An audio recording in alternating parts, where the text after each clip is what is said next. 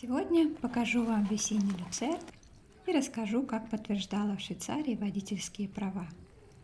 Если переезжаешь на ПМЖ, то у тебя есть ровно год, чтобы подтвердить водительские права.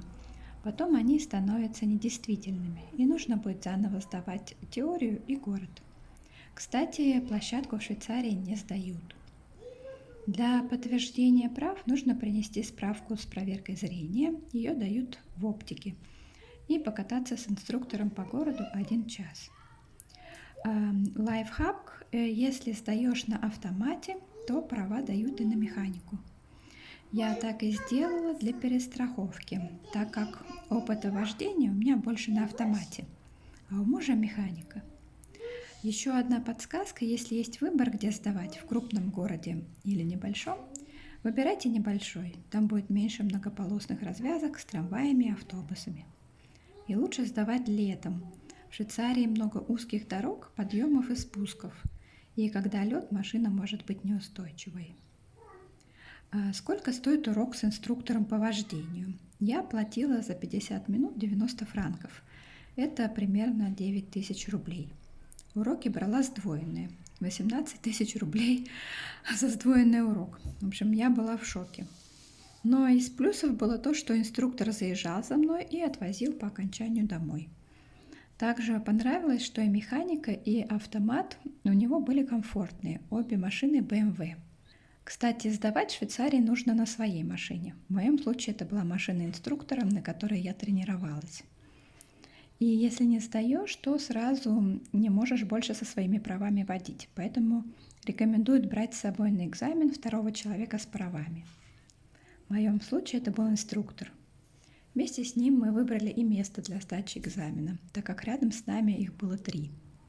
Инструктор лично знал моего экзаменатора и перед началом экзамена сказал, что экстренное торможение у меня получается хорошо и проверять не нужно, так как на тот момент я была глубоко беременная.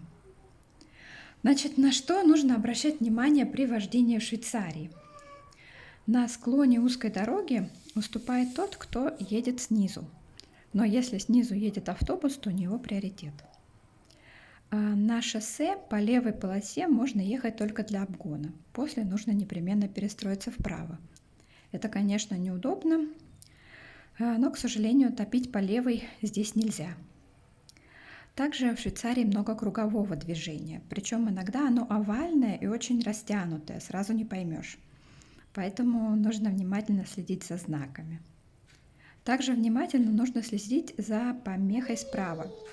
Часто бывает так, что более проездная дорога не является главной, и нужно всем остановиться и пропустить одну машину с более узкой дороги, которая ведет к домам. Еще один нюанс: если у пешеходного перехода стоят дети и собираются перейти, то их в школе учат, что машины с обеих сторон должны стоять. Только тогда они начнут переходить улицу. То есть, если вы подъехали и остановились, а на встречной полосе машин нет, то дети будут ждать, когда на встречной появится машина и остановится перед зеброй. В это время вы тоже ждете. Ни в коем случае не надо махать детям, чтобы они переходили. Еще один интересный момент. В Швейцарии автомобильные номера нужно покупать.